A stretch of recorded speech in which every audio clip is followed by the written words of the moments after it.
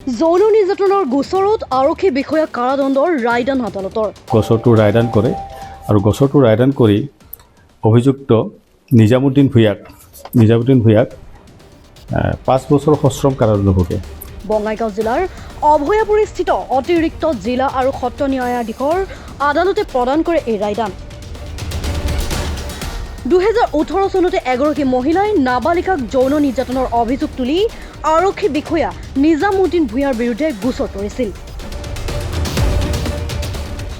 উক্ত গোচৰৰ ভিত্তিতে আজি বি.কে. নাথৰ আদালতে আৰক্ষী বিষয়াগৰাকীক পস্কো আইনৰ অধীনত দোষী সাব্যস্ত কৰি 5 বছৰ সক্ষম কাৰাদণ্ডৰ লগতে 50,000 টকা জৰিমনা বিহে। জৰিমনা অনাদায়ে অতিৰিক্ত 3 মাহ কাৰাবাস খাটিব লাগিব নিজামুদ্দিন ভূঞাই। উল্লেখযোগ্য যে আৰক্ষী বিষয়া নিজামুদ্দিন ভূঞা নিলম্বিত অৱস্থাত আছিল। গোচৰটো আছিল এনেকুৱা, যোৱা 2018 চনত এজনী মহিলাই এটা অভয়াপুৰী থানাত গোচৰ এটা তৰিছিলে আৰু গোচৰটো অভয়াপুৰী থানাৰ পুলিচে ৰেজিষ্টাৰ কৰিছিলে পক্সো আইনৰ অধীনত ছেকশ্যন 12ত।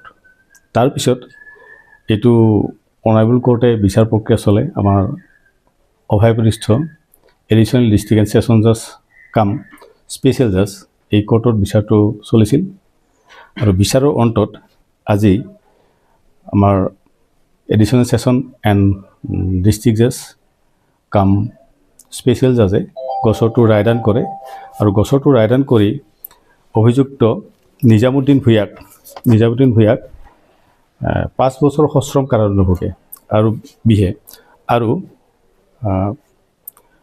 50,000 টকাৰ ফাইন বিহে। আৰু এই 50,000 টকা যদি নিদিয়ে তেওঁ অতিৰিক্ত 3 মাহ আৰু কাৰাদণ্ড ভুগিব লাগিব। এইখিনি গোচৰটো আছিলে মূল কথা।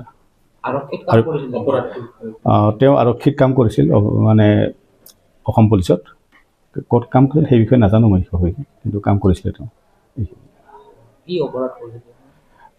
অপৰাধটো আছিলে যে তেওঁ মাইনৰ ছোৱালীজনীক মানে ছেক্সুৱেলি এছাল্ট কৰিছিলে, গোপন অংগত হাত দিছিলে, সেই ধৰণৰ গোচৰ। আৰু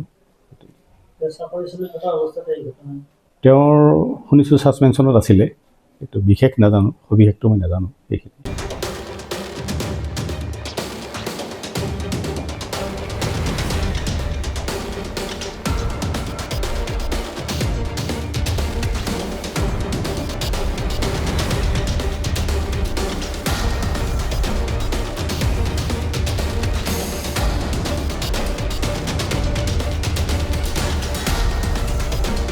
অভয়াপুৰীৰ পৰা মদকব নিত্য ৰিপৰ্ট মাই নিউজ এন।